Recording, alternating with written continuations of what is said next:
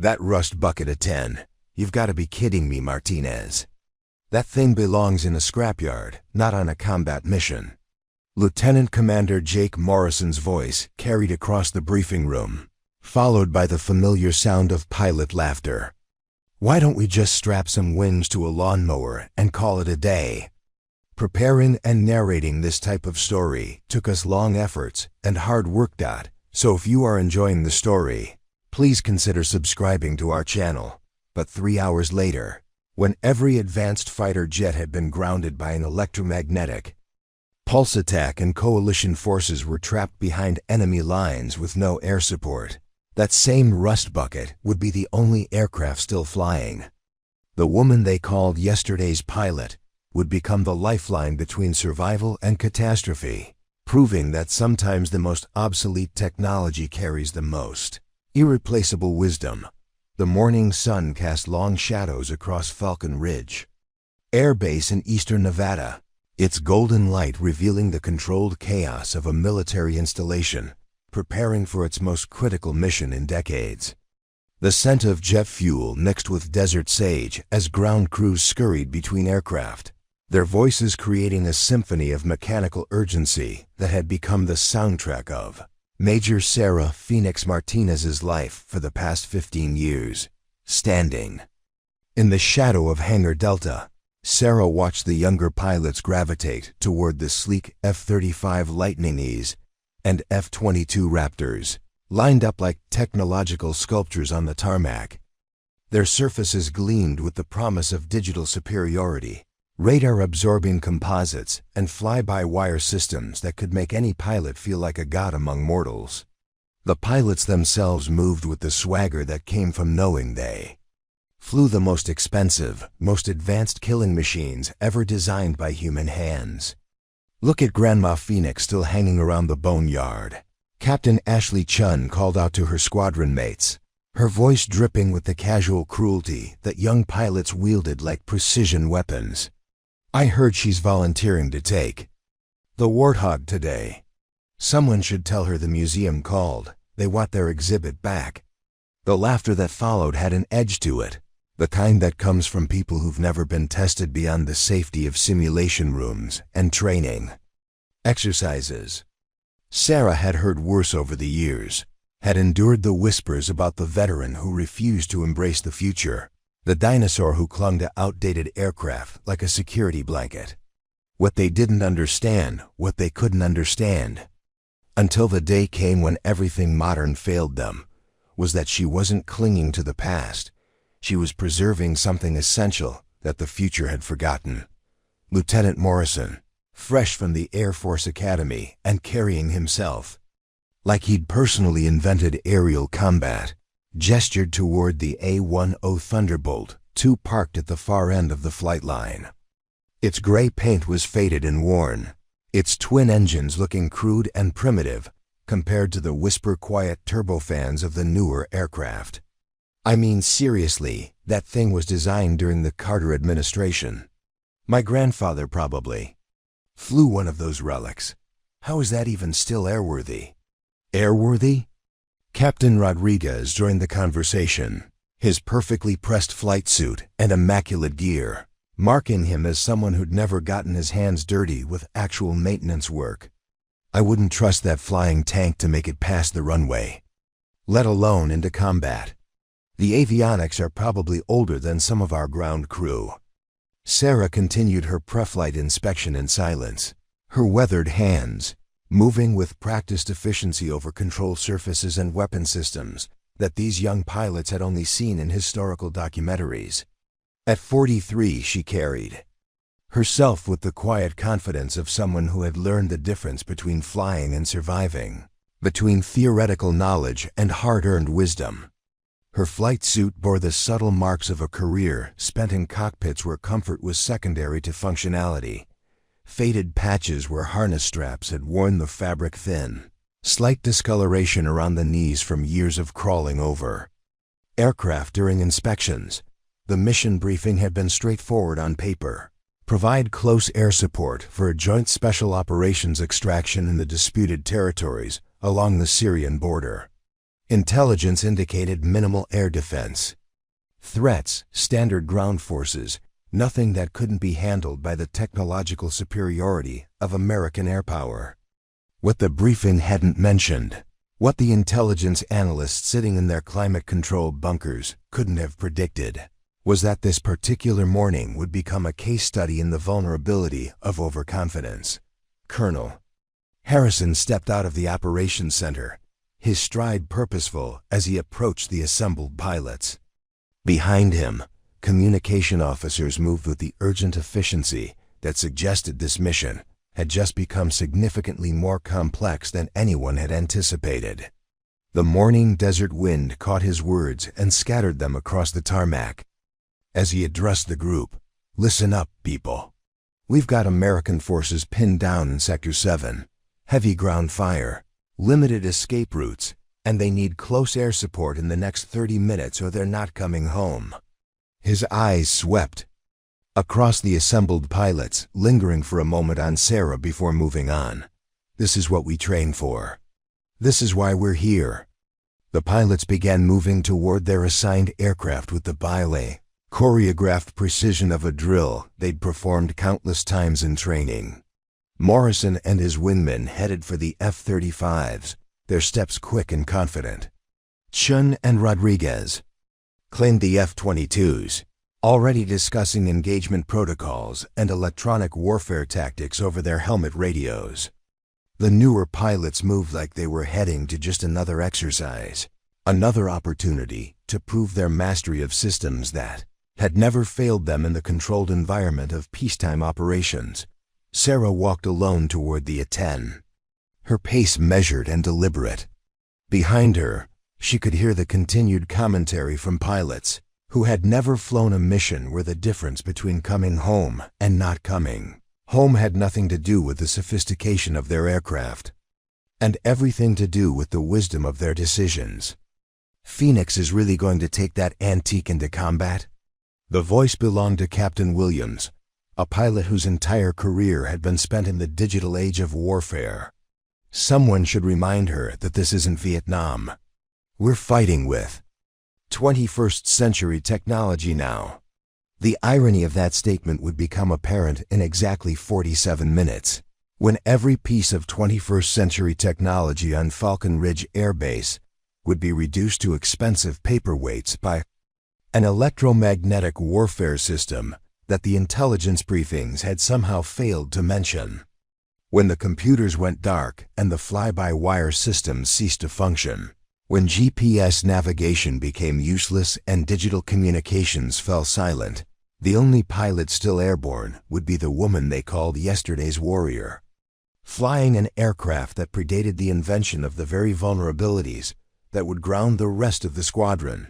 But for now, in the growing heat of the Nevada morning, Sarah simply continued her inspection, checking systems that had been designed by engineers who understood that redundancy and mechanical reliability would always matter more than digital elegance, that in the crucible of actual combat, the difference between life and death often came down to things that couldn't be measured in teraflops or processing speed. Sarah Elena Martinez had earned her calcined Phoenix not through some dramatic rebirth story that the younger pilots imagined, but through the methodical way she could resurrect seemingly dead aircraft from mechanical disasters that would have ended other pilots' careers. Over 18 years of active duty, she had accumulated more than 4,800 flight hours in close air support operations, a number that represented not just time in the cockpit, but a catalog of life and death decisions made at 300 feet above hostile territory. Her personnel file, locked away in the secure databases of the Pentagon, told a story that would have silenced the hangar jokes if anyone had bothered to read it. 3 distinguished flying crosses, 2 Bronze Stars, and a Purple Heart earned during a mission over Afghanistan when shrapnel from a surface-to-air missile had peppered her cockpit while she provided cover for a medical evacuation. The scars on her left forearm, usually hidden beneath her flight suit, marked the day she had flown for 6 hours with a piece of metal embedded near her elbow, refusing to abort the mission while ground forces were still in contact. Born in a small town outside El Paso, Texas, Sarah had grown up in the shadow of Fort Bliss, where her father worked as a civilian maintenance contractor for military vehicles. Her childhood had been spent in garages and machine shops, learning to diagnose problems by sound, by feel, by the subtle vibrations that told experienced hands exactly what was wrong with a piece of machinery. While other children played video games, Sarah had been rebuilding carburetors and learning that mechanical sympathy, the ability to understand a machine's needs and limitations, was worth more than any computer diagnostic system she had. Joined the Air Force at 18 with perfect scores on mechanical aptitude tests and a recommendation letter from her high school physics teacher that described her as the most intuitive engineer I've ever encountered. Flight school had been a revelation. Not because flying came naturally, but because she approached it with the same methodical precision she brought to everything else. Where other pilots relied on instinct and reflexes, Sarah studied the aerodynamic principles behind every maneuver. The mechanical systems that made flight possible, the redundancies and fail-safes that separated reliable aircraft from beautiful disasters. The A-10 Thunderbolt II had chosen her as much as she had chosen it. During her initial assignment to Davis-Monthan Air Force Base in Arizona, she had been slated to fly F-16s like most young pilots with her test scores. But during a cross-training exercise, she had taken her first flight in an A-10 and immediately understood that this was an aircraft designed by people who understood that combat aviation was not about speed or stealth, but about staying alive long enough to complete the mission and bring everyone home. The Warthog, as pilots affectionately called it, was an anachronism in the modern Air Force, slow, ungainly, built around a massive 30mm cannon that could destroy tanks with depleted uranium rounds. Its design philosophy came from an era when engineers assumed that everything would break, that pilots would be flying damaged aircraft over hostile territory, that mechanical redundancy was more valuable than digital sophistication.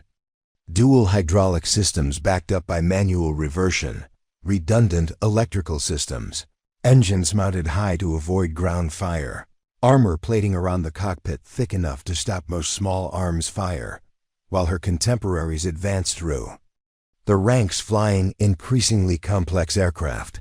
Sarah had requested to remain with the A-10 squadrons, a decision that had effectively ended her chances for promotion to senior command positions. The Air Force hierarchy favored pilots who demonstrated mastery of cutting-edge technology, who could adapt to the constant evolution of digital warfare systems. Close air support pilots, especially those who insisted on flying aging aircraft, were seen as specialists rather than leaders, valuable for their specific skills, but lacking the broad technological literacy expected of future generals. What the promotion boards couldn't measure, what didn't translate to fitness reports and evaluation scores, was the almost mystical relationship Sarah had developed with the A-10 systems. She could diagnose hydraulic problems by the way the control stick felt during aggressive maneuvers, could predict electrical failures by subtle changes in instrument behavior, could coax maximum performance from engines that officially should have been retired years ago. Her ground crew chief, Master Sergeant Tony Valdez, often said that Phoenix could feel what the aircraft was thinking before the aircraft knew it itself. The maintenance logbooks for tail number 780642, the specific A-10 that Sarah had been flying for the past 3 years, told their own story. Under her care, the aircraft had achieved a mission-capable rate of 94%, significantly higher than the fleet average for aircraft half its age.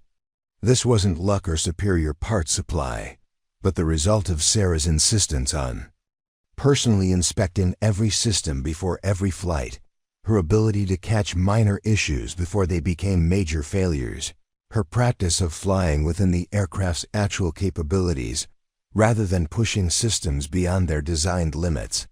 Her approach to combat flying reflected the same methodical precision. While younger pilots relied on sophisticated targeting systems and computer-assisted weapons delivery, Sarah had trained herself to engage targets using manual calculations and visual references that had served a 10 pilots since the aircraft's introduction in the 1970s. She could estimate range and wind correction by observing tracer fire patterns, could deliver ordnance with devastating accuracy using iron sights and basic trigonometry, could navigate using dead reckoning and map references when GPS systems failed or were jammed. The other pilots interpreted this as technological stubbornness, an unwillingness to embrace modern warfare techniques. They saw her lengthy pre-flight inspections as obsessive behavior, her insistence on mechanical backup systems as paranoia, her preference for visual targeting over computer-assisted methods as a sign that she couldn't adapt to contemporary combat requirements. What they failed to understand was that Sarah's approach represented not a rejection of technology, but a deeper understanding of its limitations. Every advanced system she had encountered in 18 years of military service had eventually failed her at a critical moment. GPS navigation had been jammed or spoofed. Digital communication systems had been compromised by electronic warfare. Fly-by-wire controls had malfunctioned during combat maneuvers. Computer-assisted targeting had provided false readings that could have resulted in friendly fire incidents. Each failure had reinforced her belief that redundancy and mechanical reliability were worth more than processing power and digital elegance. In her small apartment off base, Sarah maintained a library of technical manuals and historical documents that chronicled the evolution of close air support tactics from World War II through the present day. She studied accounts of pilots who had accomplished their missions despite catastrophic equipment failures, who had succeeded through skill and determination when technology abandoned them. These weren't romantic stories of aerial heroism, but practical case studies in problem-solving under extreme pressure, examples of how human adaptability could overcome mechanical limitations. Her colleagues would have been surprised to learn that Sarah held advanced degrees in both mechanical engineering and military history, earned through night school and correspondence courses during her off-duty hours. Her thesis on the tactical effectiveness of simple weapon systems in complex combat environments had been classified by the Pentagon and used to justify continued A-10 operations despite repeated attempts to retire the platform. But this academic achievement, like her combat record, remained invisible to pilots who saw only her preference for older aircraft and assumed it reflected intellectual limitations rather than informed choice. Falcon Ridge Air Base had been carved from the Nevada desert in 1952. Its runways stretched across alkaline flats that shimmered with heat mirages even in the early morning hours.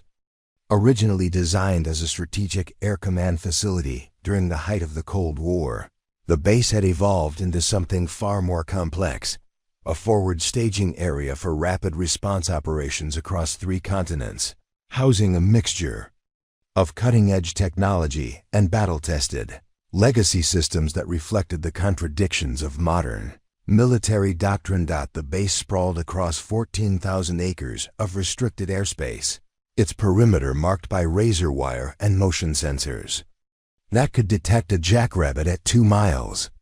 Beyond the security fence, the Mojave Desert stretched endlessly toward distant mountains, a landscape so desolate that it had been used to test nuclear weapons before anyone understood the true meaning of radioactive fallout. The isolation was intentional. Falcon Ridge operated missions so sensitive that even their existence required congressional oversight and presidential authorization. Within the base's classified operational boundaries, 3 distinct aircraft populations reflected the military's ongoing struggle between innovation and proven reliability. The newest additions were the F-35 Lightning Eyes, representing a $400 billion bet on network-centric warfare and stealth technology. These aircraft existed as nodes in a vast digital ecosystem, sharing targeting data and sensor information across multiple platforms in real time. Their pilots trained in virtual reality simulators that cost more than most people's houses, learning to fight wars where information superiority mattered more than traditional flying skills. The F-22 Raptors occupied the middle ground. Air superiority. Fighters designed to dominate enemy airspace through speed, stealth, and overwhelming technological advantage. Each aircraft represented a masterpiece of engineering, with radar signatures smaller than a sparrow and thrust-to-weight ratios that defied conventional physics. Their pilots were selected from the top 1% of aviation candidates, men, and women whose reaction times and cognitive abilities had been measured, analyzed, and optimized through years of specialized training. At the far end of the flight line, almost forgotten behind a row of maintenance hangars, sat the A-10 Squadron. 12 aircraft that represented a completely different philosophy of military aviation.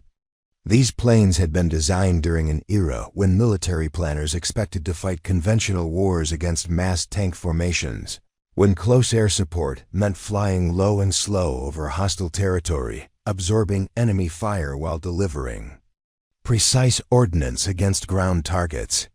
They were relics from a time when engineers built redundancy into every system, when pilots were expected to bring damaged aircraft home through skill rather than automation. The geopolitical situation that had brought these diverse aircraft together in the Nevada desert was as complex as it was dangerous. 3 weeks earlier, a coalition of international terrorists had seized control of the strategic mountain pass along the Syrian-Turkish border, using sophisticated anti-aircraft systems to create a no-fly zone over critical supply routes. Intelligence agencies had identified the weapons as advanced Russian-made surface-to-air missiles, operated by technicians who understood Western aircraft capabilities with disturbing precision. What made this situation particularly volatile was the presence of American Special Operations Forces who had been conducting reconnaissance missions in the area when the terrorists established their defensive perimeter. 12 highly trained soldiers, including a Marine Force reconnaissance team and Army Delta Force operators, were now trapped behind enemy lines with limited ammunition, dwindling water supplies, and no viable extraction routes. Satellite imagery showed enemy forces closing their perimeter daily, using tracked vehicles and heavy weapons to systematically eliminate escape possibilities. The Pentagon had designated this as Operation Thunderclap, reflecting both the urgency of the situation and the overwhelming force they intended to bring to bear. The mission parameters were deceptively simple: establish air superiority over the target area, suppress enemy air defenses, and provide close air support for ground forces attempting to extract the trapped Americans. Success would demonstrate American resolve and technological superiority. Failure would result in the public execution of American soldiers, broadcast across international media, a propaganda victory that would encourage terrorist organizations. Worldwide, Colonel William Harrison commanded the 47th Tactical Fighter Wing with the precise authority of someone who had spent 30 years climbing through military hierarchies that rewarded conformity and punished deviation from approved doctrines. His corner office in the Base Operations Center displayed the accumulated symbols of a successful career: commendation ribbons, unit citations, photographs with senior officers and defense contractors.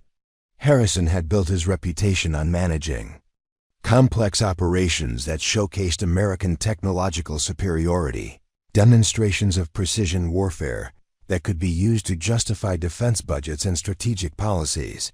The operational planning for Thunderclap reflected Harrison's preference for overwhelming technological solutions. The F-35s would provide real-time intelligence through their advanced sensor packages, identifying targets and threats with digital precision. The F-22s would establish air superiority by eliminating any airborne threats before they could engage coalition forces. Electronic warfare specialists would jam enemy communications and radar systems, creating windows of opportunity for precision strikes against fortified positions. Sarah's A-10 had been included in the mission package almost as an afterthought, a concession to Pentagon directives requiring multiple redundancies for high-priority operations. Her official role was designated as secondary close air support, military terminology that translated to backup option if everything else fails. The mission planners had assigned her the least critical targets, the safest flight routes, most predictable engagement parameters. What none of the planners had considered, what existed nowhere in their classified threat assessments and technical evaluations, was the possibility that their technological advantages might become liabilities. The electromagnetic pulse weapons that intelligence agencies had somehow failed to detect were already being positioned around the target area. Sophisticated systems designed specifically to neutralize the digital networks that made modern aircraft function. The enemy had studied American tactics, analyzed the vulnerabilities of network-centric warfare, and prepared countermeasures that would transform cutting-edge technology into expensive debris. The briefing room where pilots received their final mission parameters had been designed to project confidence and technological supremacy. Large screens displayed real-time satellite imagery, weather data, and threat assessments updated continuously by intelligence analysts working in secure facilities thousands of miles away. Digital maps showed flight routes calculated by supercomputers, optimized for fuel efficiency and threat avoidance. Communications equipment provided instant access to command centers across the globe, creating the illusion that this remote desert base was connected to every military asset on the planet. Lieutenant Colonel Patricia Santos, the Wing's operations officer, delivered the mission briefing with professional efficiency that masked her private concerns about the intelligence gaps surrounding this operation. The enemy forces had appeared seemingly overnight, establishing defensive positions with a level of sophistication that suggested extensive planning and significant resources. Their anti-aircraft systems included not just surface-to-air missiles, but electronic warfare equipment that had proven capable of disrupting satellite communications, GPS navigation in the surrounding area. The timeline for Operation Thunderclap reflected the political pressures driving military decision-making. The trapped American forces had approximately 6 hours of daylight remaining, after which extraction would become exponentially more difficult. International media had already begun reporting on the situation, creating diplomatic pressure for rapid resolution. Defense Department officials were monitoring the operation from secure facilities in Washington, ready to brief congressional leaders and White House staff on American technological superiority and military effectiveness. In 6 hours, those same officials would be struggling to explain how 12 aircraft worth more than $2 billion had been neutralized by an enemy using technology that officially didn't exist. How the most advanced military in human history had been outmaneuvered by opponents they had systematically underestimated. The pre-flight briefing revealed the stark hierarchy that governed modern military aviation, a carefully constructed pyramid, where technological sophistication determined both resource allocation and social standing.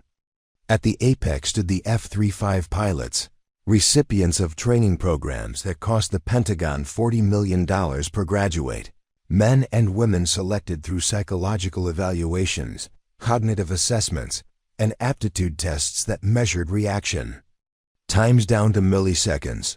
Captain Trevor "Spike" Anderson commanded the lead F-35, his flight suit adorned with patches that told the story of a meteoric career trajectory. Joint Strike Fighter School honors graduate, distinguished performance in red flag exercises, advanced degrees in aerospace engineering and computer science, paid for by the Air Force in exchange for extended service commitments. His helmet alone represented 6 months of Sarah's annual salary, equipped with heads-up displays that could overlay digital targeting information directly onto his field of vision. sensors that tracked eye movements to automatically designate targets, and communication systems that provided real-time data links to satellite networks orbiting 300 miles overhead. Standing beside Anderson, Captain Rachel Venom Kim represented the new generation of combat aviators who had never known warfare without digital assistance. Her pre-flight checklist existed entirely on tablet computers that automatically updated aircraft systems, performed diagnostic routines, and calculated optimal flight parameters based on current weather conditions and mission requirements. The F-35 she would pilot contained more processing power than the entire Apollo space program, its computers capable of executing billions of calculations per second while simultaneously managing flight controls, weapons systems, electronic warfare, packages, and sensor networks. The technological gap between their aircraft and Sarah's O-10 was almost incomprehensible. Where Sarah's Warthog used analog gauges and mechanical linkages, the F-35s operated through digital fly-by-wire systems that interpreted pilot inputs through computer algorithms, adjusting control surface movements hundreds of times per second to maintain optimal flight characteristics. Their engines incorporated adaptive cycle technology that automatically adjusted thrust and fuel consumption based on mission parameters, while their stealth coatings contained materials developed through decades of classified research into radar-absorbing composites. Captain James Razor Mitchell and his wingman, Captain David Ghost Thompson, prepared their F-22 Raptors with the methodical precision of surgeons performing complex operations. These aircraft represented the pinnacle of air superiority technology, capable of supercruise flight at Mach 1.5 without afterburners, equipped with active electronically scanned array radars that could track multiple targets beyond visual range while remaining undetected by enemy sensors. Their weapons bays contained AIM-120D missiles with ranges exceeding 100 miles, guided by GPS navigation systems accurate to within 3 feet of their intended targets. The contrast in support resources was equally dramatic. Each F-35 required a maintenance team of 12 specialists, technicians trained on systems so complex that repair manuals existed only in classified digital formats, accessible through secure Pentagon networks. Spare parts inventories were managed by artificial intelligence programs that predicted component failures based on flight hours, stress analysis, and historical data patterns. Software updates arrived monthly from defense contractors, requiring specialized equipment and security clearances to install. Mitchell's F-22 demanded even more extensive support infrastructure. The stealth coatings required climate-controlled hangars and specialized chemicals for maintenance, while the radar-absorbing materials needed replacement after every few flight hours. Ground crews wore protective equipment when working around the aircraft's electronic systems, as the radar arrays could generate enough focused energy to cause permanent injury to unprotected personnel. The total operational cost per flight hour approached $200,000 when all support requirements were calculated. Sarah's A-10, by comparison, operated with a maintenance philosophy that had been deliberately designed for austere conditions and limited resources. Master Sergeant Valdez and his 3-person crew could perform most repairs using basic tools and standard aircraft parts available from civilian suppliers. The engines were modified versions of commercial turbofans, used in passenger aircraft, reliable and repairable without specialized training or exotic materials. Total operational cost per flight hour was less than $20,000. A figure that included fuel, maintenance, and pilot training expenses. The disparity extended beyond mere finances into fundamental operational philosophies. The advanced aircraft required extensive preparation time, with pre-flight procedures that could stretch beyond 2 hours as systems performed automated diagnostics and established communication links with command networks. Weather conditions had to fall within narrow parameters for optimal sensor performance, While mission timing depended on satellite positioning and electronic warfare considerations that changed hourly based on intelligence assessments, Anderson's F-35 carried weapons that exemplified the precision-guided munition revolution. Joint direct attack munitions with GPS guidance accurate to within 10 feet. Small diameter bombs capable of penetrating hardened targets while minimizing collateral damage. Advanced medium-range air-to-air missiles that could engage multiple targets simultaneously. Each weapon represented years of development and testing, incorporating guidance systems that cost more than most. Automobiles. The psychological dimension of this technological hierarchy was perhaps most revealing in the attitudes it fostered among the pilots themselves. The F-35 and F-22 crews moved with the confidence of people who had never experienced equipment failure during critical moments, who had been trained to trust computer systems that had never disappointed them in training exercises. Their conversations focused on software updates, sensor fusion capabilities, and network architecture optimization, the language of warriors who fought through digital interfaces rather than direct physical engagement. During mission planning sessions, these pilots relied on computer modeling that predicted enemy responses, calculated optimal attack vectors, and determined engagement probabilities with mathematical precision. Their tactical decisions were supported by real-time intelligence feeds, weather monitoring systems, and threat assessment algorithms that processed information faster than human consciousness could follow. They had been taught to see warfare as a technical problem requiring technological solutions, where superior processing power and more sophisticated sensors inevitably produced victory. The seating arrangement in the briefing room reflected these hierarchies with unconscious precision. Anderson and his F-35 pilots occupied the front rows, their chairs positioned closest to the large display screens that showed satellite imagery and real-time intelligence updates. Behind them sat the F-22 pilots, their position acknowledging both their importance and their specialized role in air superiority operations. Electronic warfare specialists and support personnel filled the middle sections, their contributions essential but secondary to the primary combat aircraft. Sarah found herself assigned to a seat in the back corner, her position reflecting her role as backup close air support for scenarios that the mission planners considered unlikely. The chair beside her remained empty, a physical manifestation of how the A-10 community had been systematically reduced through budget cuts and strategic realignments that prioritized multi-role aircraft over specialized platforms. The technological confidence that permeated the briefing room was infectious, creating an atmosphere where success seemed not just probable but inevitable. Intelligence assessments showed enemy forces armed with outdated weapon systems, their air defenses limited to shoulder-fired missiles and basic radar installations that could be easily overwhelmed by American technological superiority. Electronic warfare capabilities would blind enemy sensors while precision-guided munitions eliminated resistance with surgical accuracy.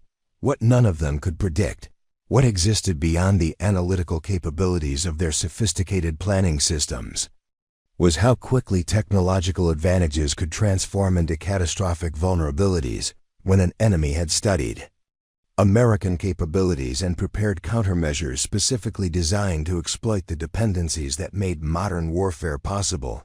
The mission alarm pierced the morning air at precisely 647 hours, its electronic wail transforming Falcon Ridge from a routine training facility into a combat staging area within minutes.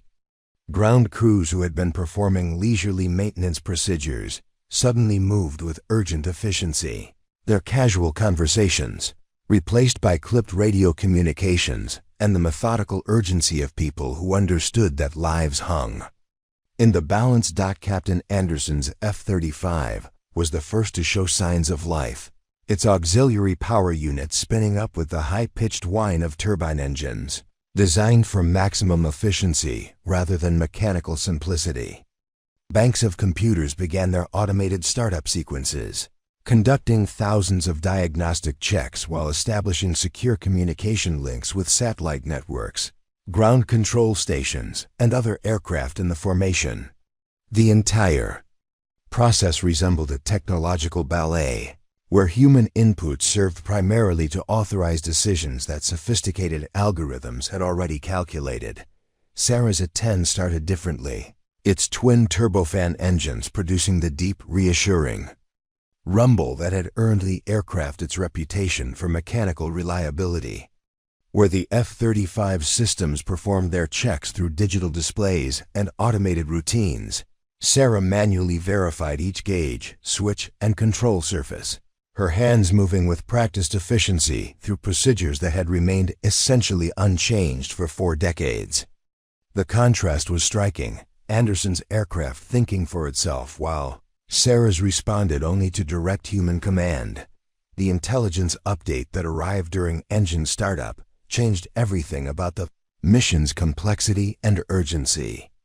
The trapped Special Operations Team, callsign Bravo 6, had been compromised by enemy forces who were systematically tightening their perimeter with tracked vehicles and heavy weapons.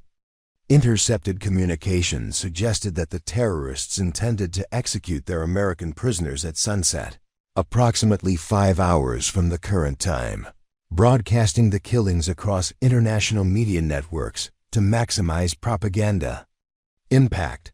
More disturbing was the revelation that enemy forces possessed electronic warfare capabilities far more sophisticated than initial assessments had indicated.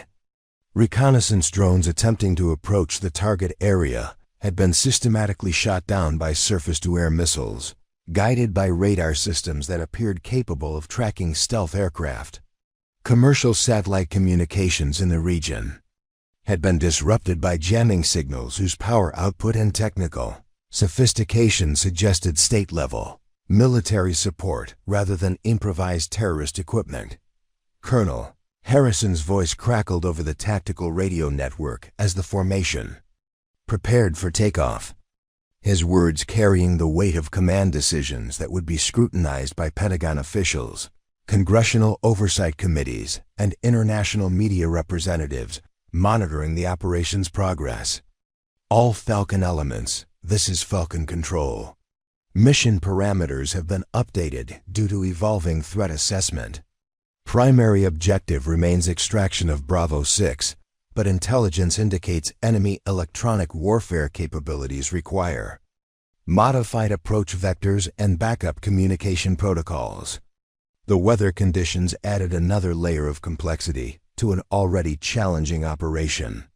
High-altitude winds exceeded 50 knots, creating turbulence that would affect weapons delivery accuracy and fuel consumption calculations. Dust storms were developing across the Syrian border region, reducing visibility and creating electromagnetic interference that could disrupt sensitive navigation equipment. Temperature variations between the Nevada desert and the target area would require constant adjustments to aircraft performance calculations. Anderson's F-35 taxied toward the runway with computers automatically adjusting engine parameters, flight control sensitivity, and weapon system configurations based on current atmospheric conditions and mission requirements.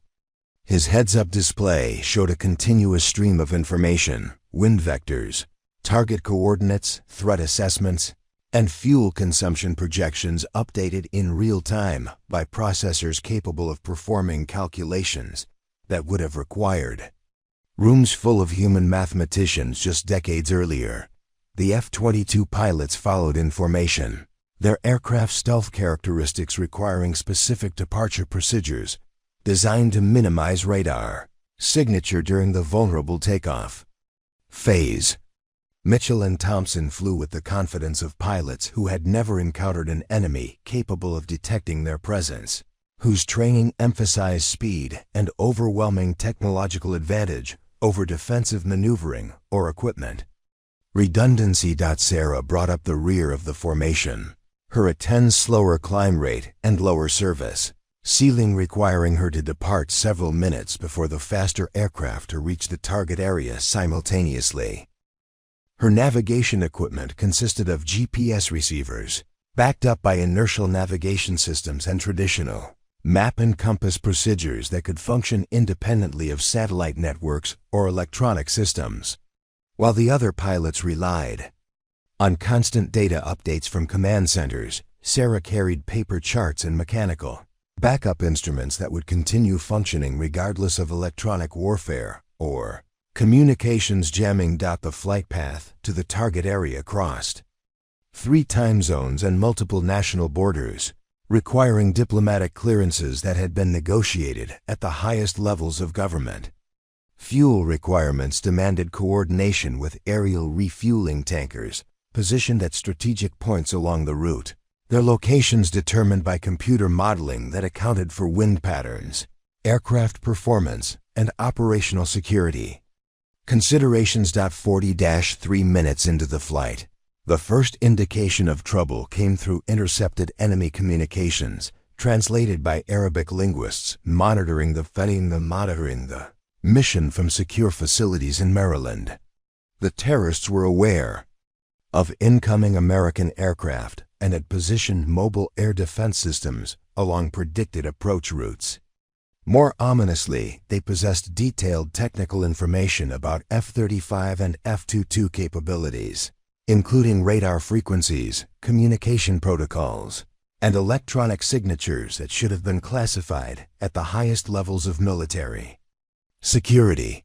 The trapped Special Operations Team situation had deteriorated rapidly during the morning hours. Bravo 6's last communication, transmitted through emergency radios with severely limited range, reported enemy forces within 200 meters of their position and ammunition supplies reduced to less than 20 rounds per man. Their extraction window was closing as enemy reinforcements arrived hourly, bringing heavy weapons and coordination equipment that suggested professional military training rather than improvised terrorist operations. Intelligence analysts working in real time began identifying disturbing patterns in enemy behavior that indicated sophisticated understanding of American tactical procedures. The terrorists had positioned their forces to exploit known weaknesses in coalition extraction protocols, had established kill zones along traditional helicopter approach routes, and demonstrated communication security practices that suggested extensive training in counter-surveillance techniques. Captain Rodriguez's voice came over the tactical frequency with the first hint of concern that had penetrated the formation's technological confidence. Falcon Control, Falcon 3, I'm showing intermittent GPS anomalies and communication static that doesn't match weather forecasts. Request verification of navigation data and backup frequency assignments. The electronic warfare environment was becoming more complex than mission planners had anticipated. Signals intelligence specialists monitoring enemy transmissions detected sophisticated jamming equipment operating on frequencies specifically chosen to disrupt NATO communication protocols. The jamming wasn't random or improvised. It demonstrated detailed knowledge of American and coalition electronic systems, targeting specific vulnerabilities with precision that suggested extensive preparation and possibly foreign technical assistance. Sarah monitored these developments through communication channels that used different frequencies and modulation techniques than the advanced aircraft around her. Her A-10's older radios operated on analog systems that process signals differently than the digital networks used by modern fighters, providing her with a clearer picture of the electronic warfare environment that was beginning to envelope the target area. The mission timeline had compressed from hours to minutes as reports indicated enemy forces were preparing for the public execution of American prisoners.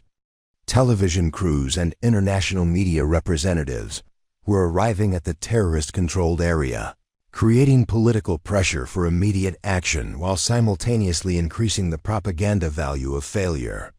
Success required precision, speed, and technological superiority against an enemy who had proven capable of neutralizing previous rescue attempts. Preparing and narrating this type of story Took us long efforts and hard work. So if you are enjoying the story, please consider subscribing to our channel. At precisely 13:42 hours, the electromagnetic pulse detonated 4 miles above the target area, with an intensity that transformed every piece of sophisticated electronics within a 50-mile radius into useless circuitry. The weapon had been positioned with mathematical precision, its blast pattern calculated to encompass the predicted flight corridors while avoiding the terrorists' own hardened communication equipment buried deep within mountain bunkers. Captain Anderson's F-35 was the first to experience catastrophic system failure. His primary flight display flickered once, displayed a cascade of error messages in rapid succession, then went completely dark. The fly-by-wire flight control system, dependent on constant computer calculations to maintain aircraft stability, began issuing conflicting commands to control surfaces as backup processors attempted to compensate for damaged primary systems. His aircraft, designed to be aerodynamically unstable for maximum maneuverability, suddenly required constant manual input to prevent departure from controlled flight. Falcon control, Falcon lead, I've lost primary navigation, communication, and weapon systems. Anderson's voice carried the first edge of panic as he struggled with control inputs that no longer responded with their familiar precision. Aircraft is flyable, but I'm operating on backup instruments only. Request immediate guidance on emergency procedures. The response from Falcon Control never came. The base's communication equipment, dependent on satellite links and digital signal processing, had been equally affected by the electromagnetic assault. Ground controllers found themselves staring at blank screens while attempting to coordinate a rescue mission for pilots who could no longer receive their instructions. Captain Kim's F-35 suffered even more severe damage as secondary electromagnetic pulses, triggered by the reflection of the initial blast-off metallic terrain features, created cascading failures throughout her aircraft's electronic systems. Her heads-up display, which had provided constant streams of targeting data and navigation information, flickered between random symbols and complete darkness. The aircraft's sensor fusion system, designed to integrate information from multiple sources into a coherent tactical picture, began producing false readings that showed non-existent threats and targets. I'm getting ghost contacts everywhere, Kim transmitted over backup radio frequencies that barely functioned through the electronic interference. Weapons system shows ready, but I can't verify target identification or engagement parameters. This is like flying blind with hallucinations. The F-22 Raptors experienced failures that were even more catastrophic due to their greater dependence on computer-controlled flight systems. Captain Mitchell's aircraft, designed around stealth capabilities that required constant electronic adjustment of radar-absorbing surfaces and engine parameters, began losing its carefully maintained low observable characteristics as control systems failed. His engines, optimized for supercruise performance through computer-managed thrust vectoring, started producing asymmetric power that required constant correction to maintain straight flight. Falcon 2, I'm losing stealth configuration and engine efficiency, Mitchell reported, his voice tight with concentration as he manually compensated for systems that had operated automatically for his entire career. Fuel consumption has increased 40% above normal, and I'm showing multiple hydraulic pressure warnings. Aircraft feels like it's fighting me on every control input. Captain Thompson's situation deteriorated even more rapidly as his F-22's advanced radar array, designed to track multiple targets while remaining undetectable, began producing electromagnetic emissions that could be tracked by any competent enemy air defense system. The very sophistication that made his aircraft superior in normal circumstances had transformed it into a beacon advertising its position to hostile forces. The electronic warfare assault had been precisely calibrated to exploit the vulnerabilities of network-centric warfare. Every digital communication link, every GPS receiver, Every computer-assisted system that modern pilots depended upon had been rendered unreliable or completely inoperative. The weapons they had been designed to provide unprecedented precision now could not distinguish between friendly forces and enemy targets. Navigation systems that had been accurate to within meters now provided readings that were off by miles. Anderson attempted to engage targets using manual weapons delivery techniques that had been largely eliminated from modern pilot training. Without computer-assisted targeting, he found himself trying to estimate range, wind correction, and target motion using visual references and mathematical calculations that felt as foreign as ancient hieroglyphics. His expensive precision-guided munitions had become unguided, bombs that could cause catastrophic collateral damage without the electronic systems needed to ensure accurate delivery. The mission timeline, already compressed by political pressures and tactical requirements, began collapsing as pilots struggled with aircraft that required constant attention to remain airborne. Fuel consumption rates had increased dramatically as engines operated outside their optimal parameters, while navigation errors caused by failed electronic systems threatened to send aircraft into hostile airspace or neutral territory, where their presence could create international incidents. Captain Rodriguez, flying one of the backup F-35s, experienced a complete electrical failure that left him with only battery power and mechanical backup instruments. His multi-million-dollar aircraft had been reduced to basic flight capability, with no weapon systems, no communication equipment, and no navigation aids beyond a magnetic compass and pressure altimeter that belonged in a museum display case. Down to steam gauges and dead reckoning, Rodriguez transmitted over an emergency frequency that barely penetrated the electromagnetic interference. No weapons capability, no targeting systems, and fuel state is becoming critical due to increased consumption. Request permission to abort mission and return to base. The trapped Special Operations Team, monitoring aviation frequencies through their emergency radios, could hear the confusion and desperation in pilot communications as the technological superiority they had counted on for extraction dissolved into electronic chaos. Bravo 6's team leader, Master Sergeant Williams, understood immediately that the sophisticated rescue mission had been compromised by an enemy who had studied American capabilities and prepared countermeasures specifically designed to neutralize their advantages. "This is Bravo 6 Actual." Williams transmitted over tactical frequencies that still functioned despite the electronic warfare environment. "Enemy forces are mobilizing for final assault at our position. We have maybe 30 minutes before they overrun our perimeter.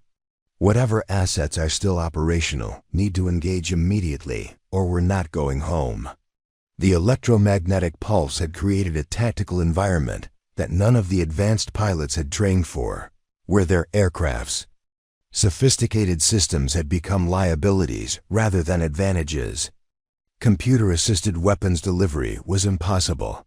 Precision navigation had been reduced to visual references and manual calculations, and communication with command authorities had been severed by the same electronic warfare that had disabled their primary flight systems.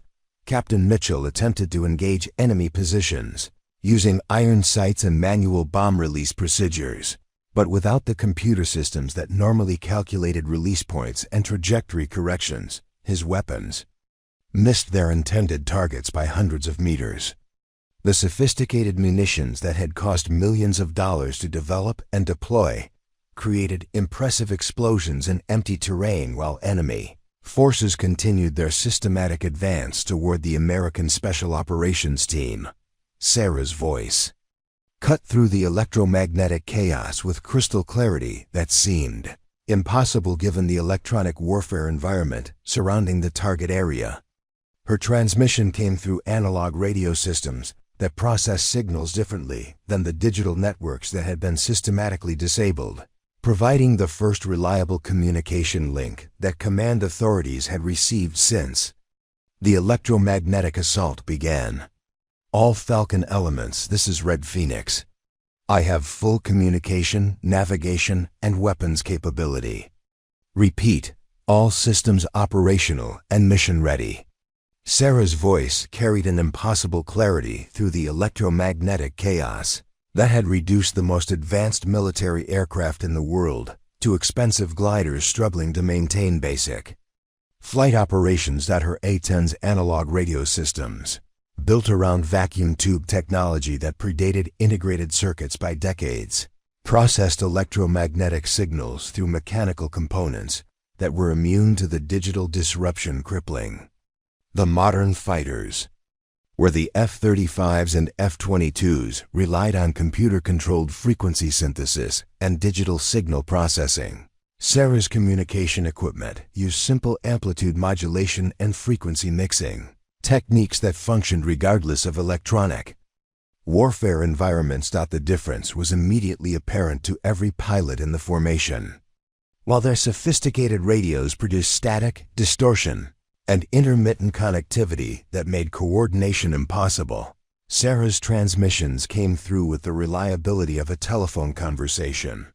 Her navigation equipment, based on inertial guidance systems and mechanical gyroscopes, continued providing accurate position data while GPS satellites became unreachable through the electromagnetic interference blanketing the target area. Red Phoenix, this is Falcon Lead. Anderson's voice crackled through heavy static as he struggled with flight controls that required constant manual input to maintain level flight. How are you maintaining clear communications? Our entire digital suite is compromised, and we're flying on backup instruments that weren't designed for combat operations. Sarah's response revealed the fundamental difference between approaches to military aviation that separated her generation from the pilots struggling around her. Falcon Lead, I'm operating on analog systems that don't depend on computer processing or satellite connectivity. Navigation is inertial and dead reckoning. Communications are amplitude modulation. And weapons delivery is manual calculation with mechanical backup systems. What the other pilots couldn't fully comprehend was that Sarah's aircraft represented a completely different technological philosophy. One that assumed electronic systems would fail rather than function perfectly. Every critical capability had mechanical redundancy. Every essential system could operate independently of computer control. And every weapon could be delivered accurately using techniques that pilots had employed since World War II. The trapped Special Operations Team's desperate situation required immediate action that the disabled advanced aircraft could no longer provide. Master Sergeant Williams transmitted position coordinates and tactical information through emergency frequencies that Sarah's analog equipment could receive clearly, while the digital radios in other aircraft processed the same signals as unintelligible. Interference. Red Phoenix, Bravo 6 actual. Enemy forces have breached our outer perimeter and are advancing with heavy weapons. We need immediate close air support on grid coordinates 38 SMD, 14,735, 26,849. Danger close. Repeat, danger close. Friendly forces are within 50 meters of target area. The precision required for danger close air support in mountainous terrain, with friendly forces positioned within the blast radius of most conventional weapons, demanded exactly the kind of manual flying skills that modern pilot training had largely abandoned. Sarah would need to deliver ordnance with surgical accuracy using visual references, manual calculations, and piloting techniques that relied on mechanical feel rather than computer assistance. Her A-10's targeting system, built around the GAU-8 Avenger cannon and designed for tank-killing missions in European terrain, could engage point targets with devastating precision when operated by a pilot who understood ballistics, wind correction, and trajectory calculation. Where the disabled F-35s carried precision-guided munitions that required electronic guidance systems, Sarah's weapons could be aimed and fired using mechanical sights and human judgment. Bravo 6, Red Phoenix copies. I'm beginning my attack. Run using iron sights and manual delivery. Maintain position and mark target area with smoke if available. I'll approach from the northwest to minimize risk to friendly positions. The attack run Sarah initiated would have been familiar to pilots from the Korean War, a low-altitude approach that relied on terrain masking, visual target identification, and split-second timing rather than computer-assisted weapons delivery. Her A-10 descended through mountain valleys at 300 feet above ground level, using ridge lines and rock formations to avoid detection by enemy air defense systems that were scanning for the electronic signatures of modern aircraft. Electromagnetic pulse that had disabled the advanced fighters had also affected enemy radar systems, but the terrorists had prepared for this possibility by positioning human observers with shoulder-fired missiles along predicted attack routes. Sarah's approach from an unexpected direction, flying an aircraft that enemy intelligence had dismissed as obsolete, caught their defensive positions unprepared for an attack that came from visual range rather than beyond the horizon engagement. Her first pass over the target area revealed the tactical situation with devastating clarity. Enemy forces had positioned mortar and heavy machine guns on elevated terrain overlooking the Americans' defensive perimeter, using coordinate fire to systematically reduce their opponents' fighting positions. The terrorists operated with professional military precision that suggested extensive training and foreign military assistance. Sarah's GAU-8 cannon, firing depleted uranium rounds at a rate of 4,200 rounds per minute, demolished the enemy mortar position in a single 3-second burst that sent secondary explosions cascading across the mountainside. The weapon's mechanical firing system required no electronic assistance, relying instead on hydraulic and pneumatic systems that functioned regardless of electromagnetic interference. Bravo 6 Red Phoenix, direct hit on primary target. Enemy mortar position destroyed. I'm repositioning for second attack run on machine gun nests along the eastern ridgeline. The precision of her weapons delivery astounded pilots who had been trained to depend on computer-assisted targeting systems for accuracy, using manual calculations that accounted for aircraft speed, target motion, wind correction, and trajectory drop. Sarah placed cannon rounds within meters of their intended impact points while flying at combat speeds through hostile airspace. Captain Mitchell, struggling to maintain basic flight control in his electronically compromised F-22, watched Sarah's attack runs with growing amazement. Red Phoenix, how are you achieving that level of accuracy without computer assistance? Our targeting systems are completely unreliable, and we can't even maintain stable flight paths for weapons delivery. Sarah's response illustrated the fundamental difference between pilots who had learned to fly with electronic assistance and those who had mastered aircraft as mechanical systems responding to human input. Falcon 2, I'm using visual range estimation, manual ballistics calculation, and mechanical weapon sight alignment. These techniques were standard procedure before computer-assisted targeting became available. Her second attack run eliminated the eastern machine gun positions with cannon fire that carved precise lines of destruction through enemy fortifications. The depleted uranium rounds penetrated armored positions and triggered ammunition explosions that effectively neutralized the terrorist force's heavy weapons capability. Without computer-guided precision munitions, she had achieved superior results through piloting skills and weapons delivery techniques that predated digital warfare, the electromagnetic warfare environment that had crippled the advanced aircraft. Actually provided tactical advantages for Sarah's analog systems. Enemy electronic countermeasures, designed to disrupt digital communications and GPS navigation, had no effect on her mechanical instruments and amplitude-modulated radios. Her aircraft remained invisible to electronic warfare systems that were scanning for the digital signatures of modern fighters. All Falcon elements Red Phoenix. I'm establishing communications relay for coordination with ground forces and extraction helicopters. My analog radio equipment can maintain contact with all parties throughout the electromagnetic interference. Sarah's A-10 became the communication hub for an extraction operation that would have been impossible without her technological independence.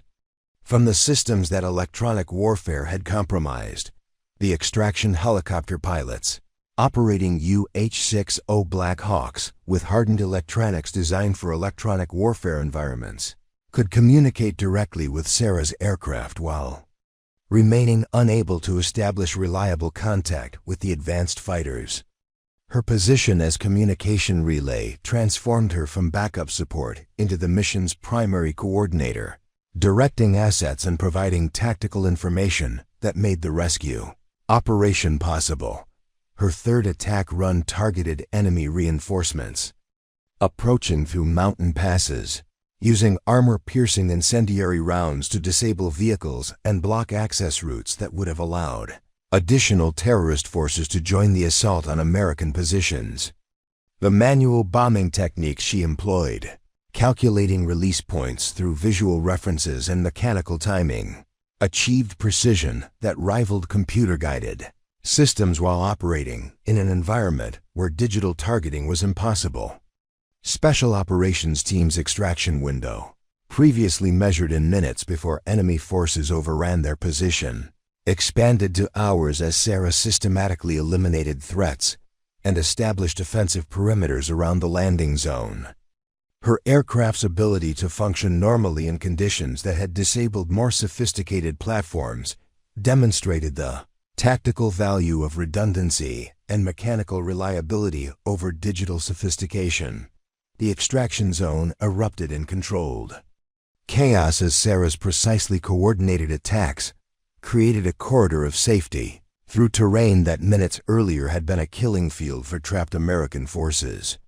Her fourth attack run eliminated the final enemy position capable of engaging the incoming rescue helicopters, using high-explosive, incendiary rounds to trigger secondary explosions that sent plumes of black smoke rising above the mountain ridges. Bravo. 6. Red Phoenix. Landing zone is secure. Enemy forces neutralized or withdrawn beyond effective engagement range. Extraction birds are cleared hot for immediate approach. Master Sergeant Williams emerged from behind boulder formations where his team had maintained their desperate defense for 18 hours.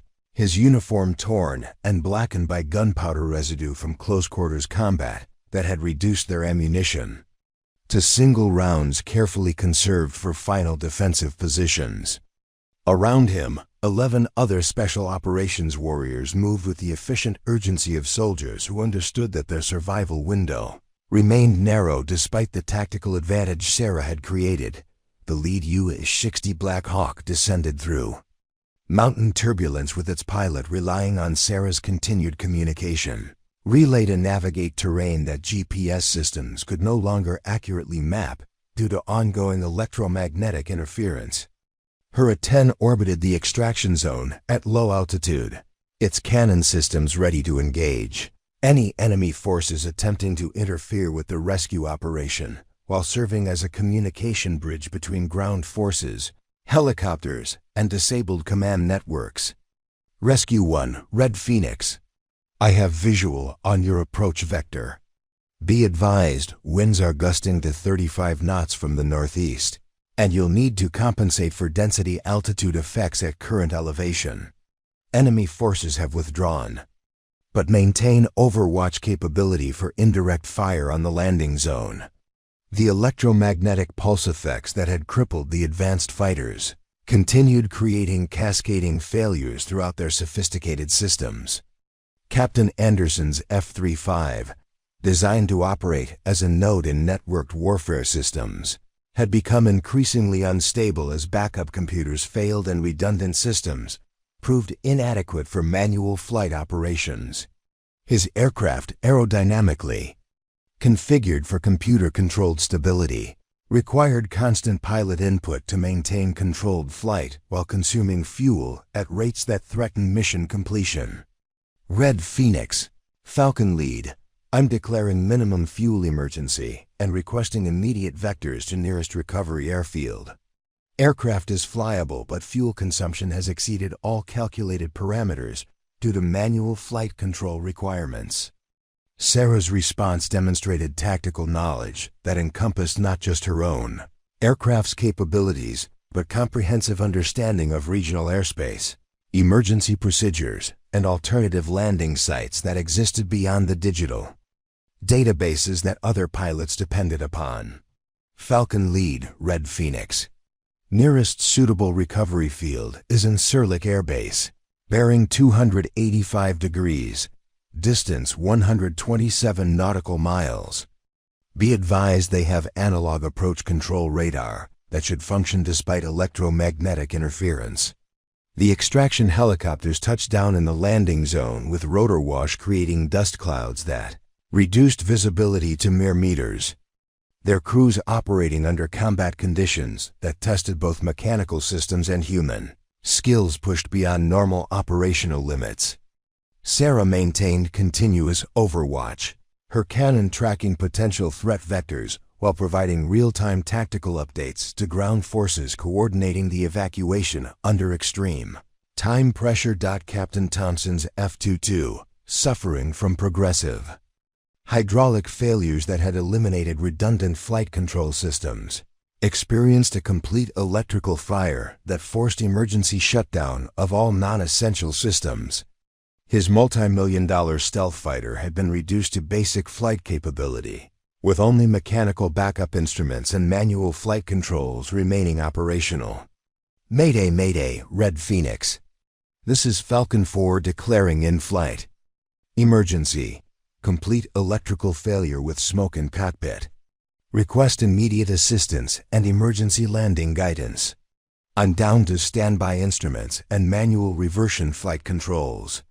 Without hesitation, Sarah assumed responsibility for coordinating Thompson's emergency, while simultaneously maintaining overwatch for the ongoing extraction operation. Her ability to manage multiple critical situations reflected combat experience and tactical flexibility that computer-assisted training could not replicate. Falcon 4, Red Phoenix. I'm vectoring you toward emergency landing field while maintaining extraction support. Follow my aircraft and use visual formation flying techniques. I'll guide you through manual approach procedures using radio calls for altitude, heading, and airspeed corrections. The Special Operations Team completed their evacuation in record time, their disciplined efficiency reflecting training that emphasized speed and precision under combat conditions. Each soldier carried wounded comrades and essential equipment while moving through terrain that would challenge mountain climbers under ideal circumstances. Their extraction had been made possible by Sarah's systematic elimination of enemy threats and establishment of tactical control over terrain that had been considered indefensible. Master, Sergeant Williams's final transmission from the extraction zone carried gratitude that transcended military protocols and professional relationships. Red Phoenix Bravo 6, all personnel accounted for and secure aboard extraction birds. Your support made the difference between going home and becoming casualties. We owe our lives to your skill and determination. The rescue helicopters departed, the landing zone carrying 12 American Special Operations warriors who would have been captured or killed without Sarah's intervention. Their extraction represented more than tactical success. It demonstrated that human skill and mechanical reliability could overcome technological sophistication when electronic systems failed under combat conditions. Sarah's tactical superiority became undeniable as she simultaneously guided Thompson's disabled F-22 toward emergency landing while coordinating with extraction helicopters departing the target area. Her analog communication systems provided the only reliable link between multiple aircraft, operating in an electromagnetic warfare environment that had effectively isolated them from ground control networks and satellite navigation systems. Falcon 4. Maintain heading 290, reduce airspeed to 180 knots. Begin descent to 8,000 feet. You're on final approach vector for emergency runway.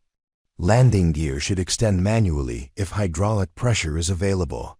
Thompson's emergency landing required piloting skills that modern flight training had largely eliminated in favor of computer-assisted procedures.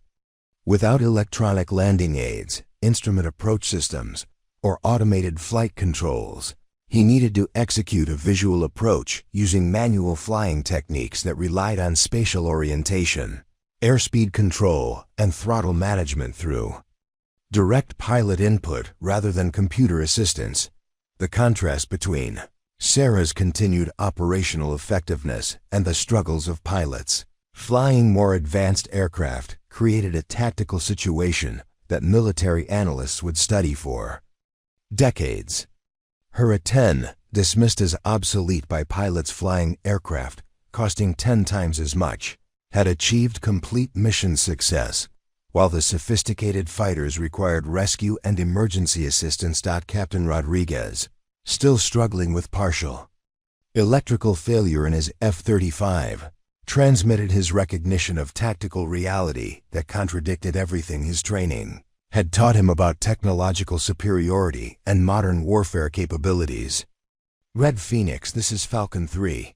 I owe you an apology for earlier comments about obsolete aircraft. Your performance today has been extraordinary and, frankly, humbling for those of us who thought newer meant better. The electromagnetic warfare environment that had created catastrophic failures in advanced systems continued affecting digital networks throughout the region, but Sarah's aircraft operated with complete reliability through conditions that had proven the limitations of computer-dependent platforms. Her weapons delivery accuracy, communication reliability, and tactical effectiveness had exceeded the performance of aircraft. Representing 4 decades of technological advancement, Sarah's response reflected the professional humility that had characterized her career despite achievements that warranted recognition and advancement. Falcon 3, we all have different missions and different tools. Today the old tools worked better than expected. Tomorrow might be different. The important thing is that everyone goes home safely and the mission succeeds. The successful extraction of American Special Operations Forces had been accomplished entirely through the capabilities of an aircraft that defense planners had repeatedly attempted to retire, flown by a pilot whose experience had been dismissed as irrelevant to modern warfare requirements. The flight back to Falcon Ridge occurred in near silence, broken only by essential navigation, communications, and emergency coordination for Captain Thompson's damaged F-22. The electromagnetic interference gradually diminished as the formation moved away from the target area, allowing digital systems to slowly restore basic functionality, though most advanced capabilities remained compromised by residual effects and component damage that would require extensive maintenance. Captain Anderson's F-35 limped home on backup systems, its sophisticated computers displaying cascading error messages that would take weeks to diagnose and repair. His fuel situation had become critical due to the increased consumption required for manual flight control, forcing him to declare minimum fuel emergency and request priority landing clearance. The pilot who had started the morning with absolute confidence in technological superiority now struggled with basic aircraft control, depending on Sarah's navigation assistance to reach the runway safely. Red Phoenix, Falcon Lead, request continued guidance for approach procedures. My instrument landing system is non-functional, and I'm having difficulty maintaining stable approach parameters without computer assistance. Anderson's voice carried none of the casual arrogance that had characterized his pre-mission communications, replaced by professional humility born from experiencing the limitations of systems he had considered infallible. Sarah's response demonstrated the same steady professionalism she had maintained throughout the crisis, offering assistance without commentary on the reversal of their earlier dynamic. Falcon Lead, Red Phoenix. I'll talk you through manual approach procedures using visual references and radio guidance. Reduce power to approach setting. Maintain 130 knots airspeed, and follow my aircraft for spacing intervals. The formation's arrival at Falcon Ridge created unprecedented scenes as ground crews, administrative personnel, and off-duty pilots gathered on the tarmac to witness the return of aircraft that communication networks had reported as missing or destroyed. Word of the electromagnetic pulse attack and subsequent rescue operation had spread through base communications, creating intense interest in the outcome of a mission that had pushed technological capabilities beyond their designed limits. Colonel Harrison stood beside the runway, his expression reflecting the complex emotions of a commander whose carefully planned operation had been saved by factors he had neither anticipated nor fully understood. The F-35s and F-22s that taxied past him represented hundreds of millions of dollars in damaged or destroyed military assets, their electronic systems compromised by an enemy that had demonstrated sophisticated understanding of American technological vulnerabilities. Sarah's a 10 touchdown last, its approach executed with textbook precision, despite the combat damage visible along its fuselage and wing surfaces.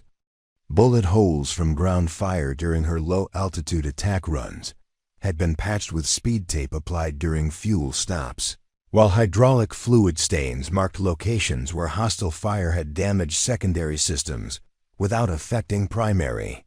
Flight Capability Master Sergeant Valdez and his maintenance crew approached Sarah's aircraft with expressions that mixed professional concern with obvious pride in their pilot's performance.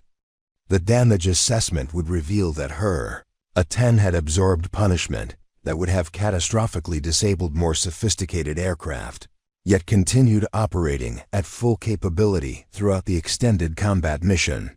Captain Rodriguez was among the first pilots to approach Sarah as she completed her post-flight inspection, his earlier mockery replaced by genuine respect for capabilities he had systematically underestimated. "Phoenix, I owe you more than an apology. What you accomplished today, ... Honestly, I'm not sure any of us could have pulled that off even with fully functional aircraft.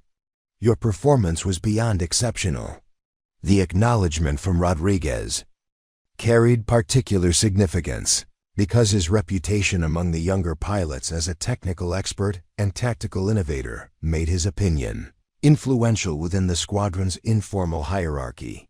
His public recognition of Sarah's achievement began shifting perceptions that had dismissed her as technologically obsolete rather than tactically superior. Captain Kim, whose F-35 had suffered complete sensor fusion failure, joined the growing group of pilots seeking to understand how analog systems had performed better than digital technology under combat conditions. "I've been thinking about this the entire flight home. Everything we've been taught suggests that newer systems should outperform older ones, but today proved that assumption completely wrong. How did you maintain such precise weapons delivery without computer assistance?" Sarah's explanation revealed training and skills that modern pilot education had largely eliminated in favor of computer-dependent procedures. Manual weapons delivery requires understanding ballistics, wind effects, and trajectory calculation as mathematical problems rather than computer solutions. These techniques were standard procedure for decades before digital targeting became available. "The principles haven't changed, we just stopped teaching them." Lieutenant Morrison, whose pre-mission comments about museum pieces now seemed embarrassingly naive, approached with visible discomfort about his earlier behavior. His youth and inexperience had been exposed by circumstances that revealed the difference between simulated competence and actual capability under stress. "Ma'am, I need to apologize for my comments this morning. They were unprofessional and completely wrong. Your performance today was nothing short of remarkable, and frankly, it opened my eyes to how much I don't know about actual combat flying." Transformation in Morrison's attitude reflected broader changes occurring throughout the pilot community as they processed the Implications of a mission where technological superiority had become a liability rather than an advantage. The electromagnetic pulse attack had revealed vulnerabilities that defensive planners had systematically ignored, creating tactical situations where older systems provided superior capabilities. Colonel Harrison's debriefing with Sarah lasted more than 2 hours as he attempted to understand tactical decisions and equipment performance that contradicted fundamental assumptions about modern warfare capabilities. Her after-action report would become required reading for senior Pentagon officials responsible for aircraft procurement and pilot training programs. Major Martinez, your performance today raises serious questions about our dependence on digital systems and computer-assisted procedures. I need to understand exactly how you maintained operational effectiveness when our most advanced aircraft were essentially neutralized. Sarah's response emphasized principles that military education had de-emphasized in favor of technological solutions. Sir, redundancy and mechanical reliability become critical when primary systems fail. My aircraft was designed with the assumption that electronic systems would be compromised, so every essential capability has analog backup. More importantly, manual procedures provide independence from networks that enemies can target. The Base Communications Center received continuous updates from Pentagon officials, defense contractors, and congressional oversight committees demanding detailed information about the mission's outcome and equipment performance. The electromagnetic pulse attack had exposed vulnerabilities in weapon systems, costing hundreds of billions of dollars, while demonstrating tactical advantages of platforms that budget committees had repeatedly attempted to eliminate. Word of Sarah's performance spread beyond Falcon Ridge through military communication networks that connected air bases worldwide. Pilots who had similar experiences with older aircraft began sharing stories that had been dismissed as nostalgia rather than tactical insight. Her success catalyzed discussions about training programs, equipment redundancy, and the strategic risks of overdependence on digital systems. The arrival of media representatives and defense officials created unusual pressure for public relations.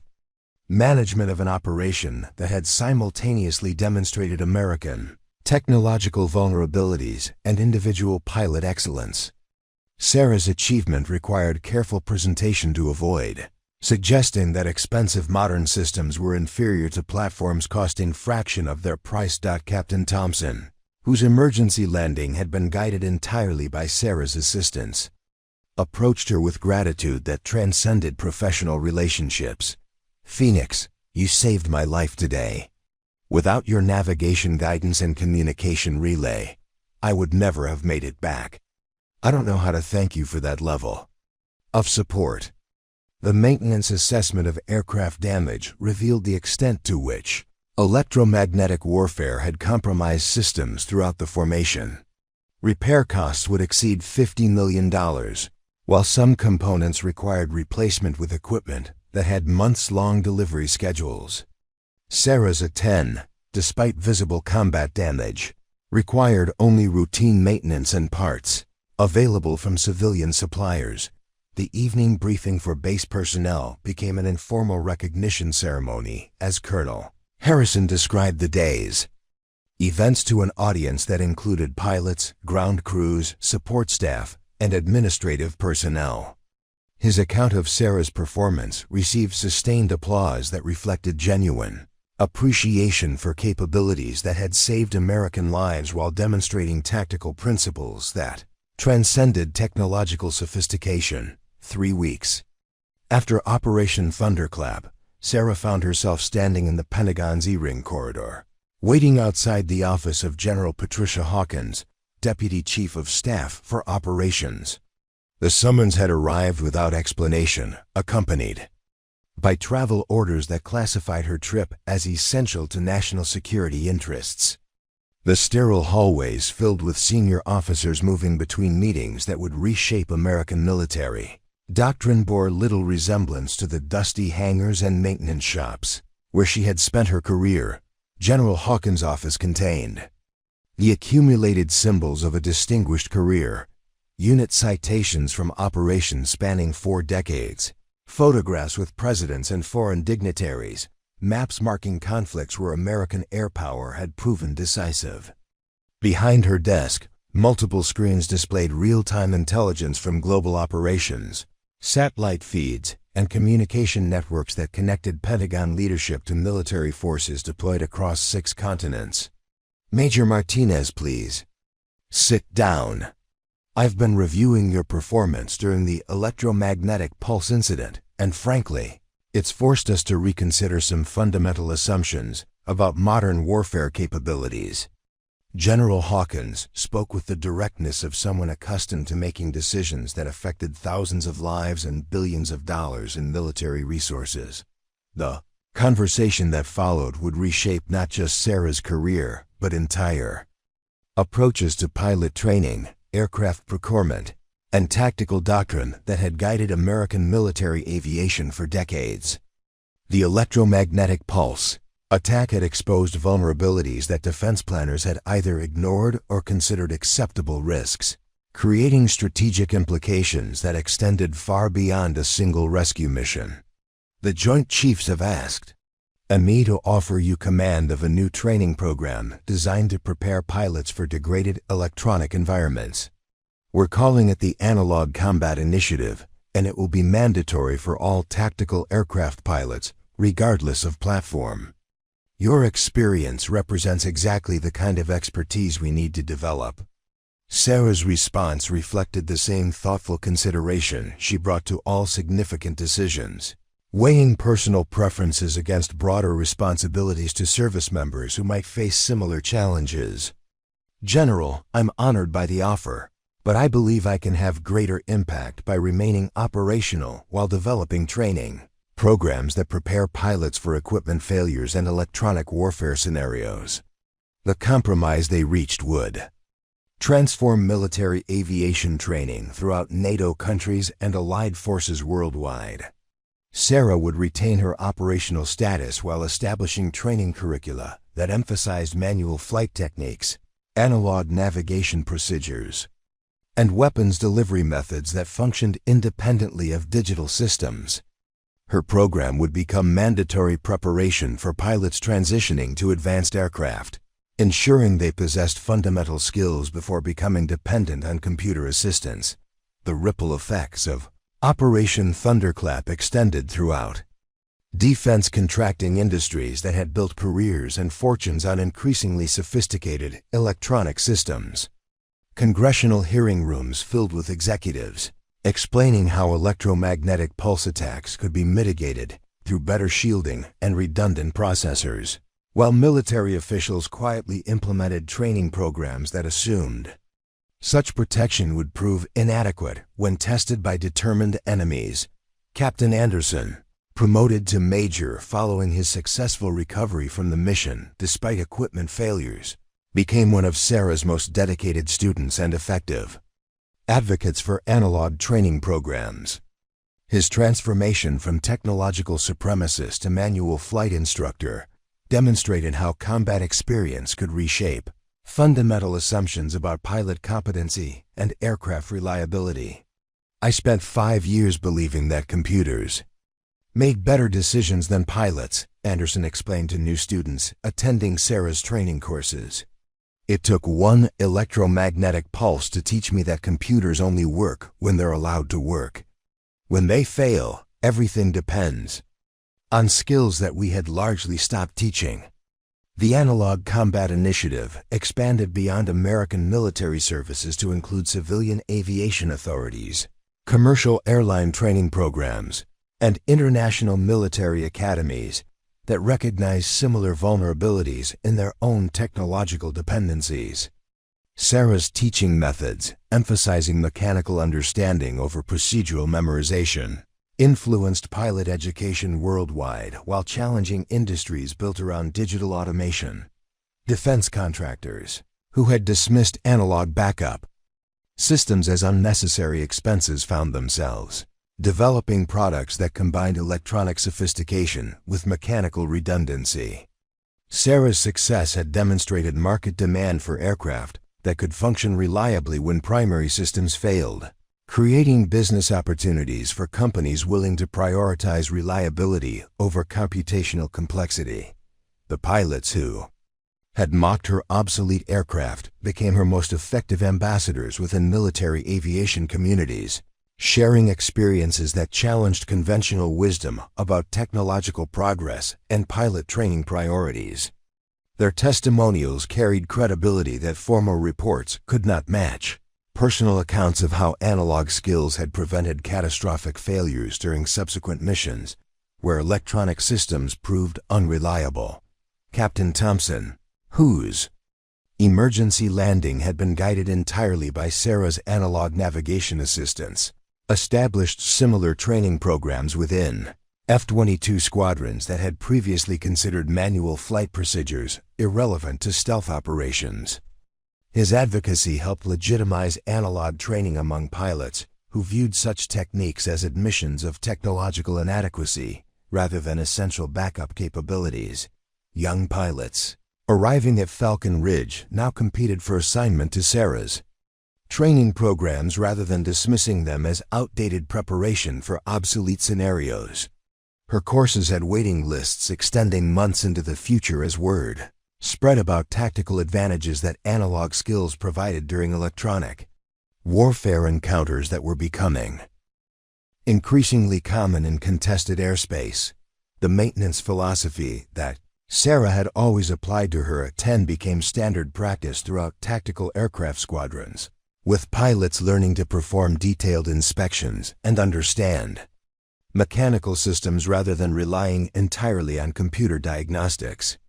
Ground crews reported significant improvements in aircraft availability rates as pilots became partners in maintaining equipment rather than passive consumers of technological services.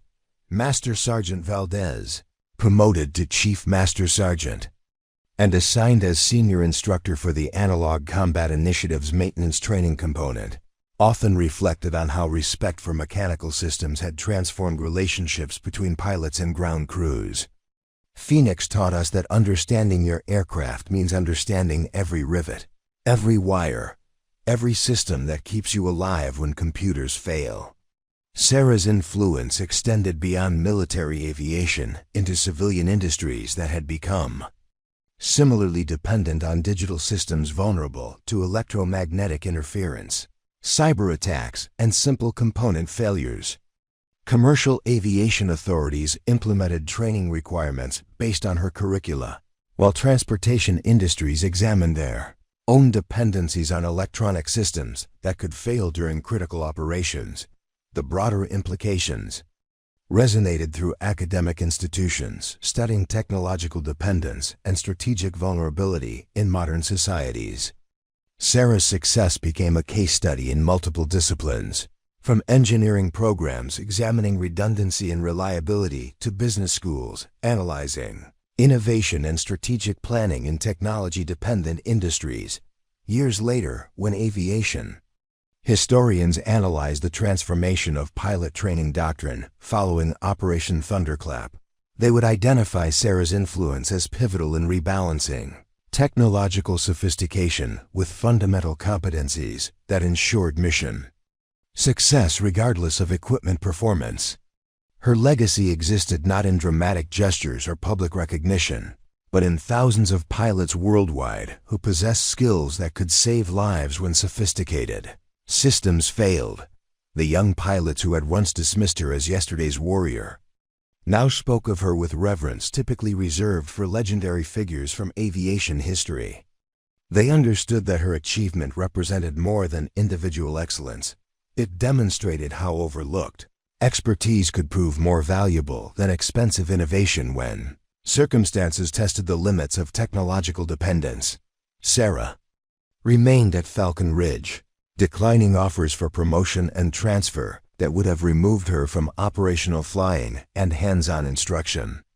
Her choice reflected understanding that real influence came from daily interactions with students and colleagues rather than administrative positions that provided prestige without practical impact on pilot preparation and aircraft reliability. In hangars and briefing rooms worldwide, her story became a reminder that the most important capabilities often resided in people who others considered outdated, in methods that appeared obsolete, and in wisdom that couldn't be programmed into computer systems or purchased through defense contracts. Sometimes the most advanced technology proved worthless compared to human skill, mechanical understanding, and the humble recognition that redundancy mattered more than sophistication when lives hung in the balance. Today, when new pilots arrive at military bases around the world, they learn about Major Sarah Phoenix Martinez during their first week of training. Her photograph hangs in squadron-ready rooms alongside aviation legends, not because she flew the fastest aircraft or achieved the most kills, but because she proved that wisdom, preparation, and humility could overcome any technological advantage. The A-10 she flew that day sits in the Smithsonian's National Air and Space Museum, bearing the combat damage from her rescue mission. Visitors often pause to read the placard describing how one obsolete aircraft saved an entire squadron of advanced fighters, how analog systems proved superior to digital networks when it mattered most. But Sarah's real legacy lives in the pilots she trained, the maintenance crews who learned to value mechanical understanding over computer diagnostics, and the military leaders who now prioritize redundancy and human skill alongside technological innovation.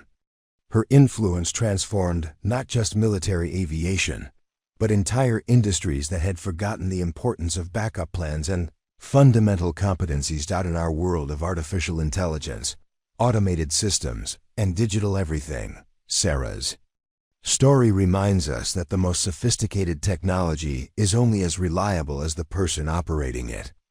Behind every successful innovation stands someone with deep knowledge, practical experience, and the wisdom to know when simple solutions work better than complex ones.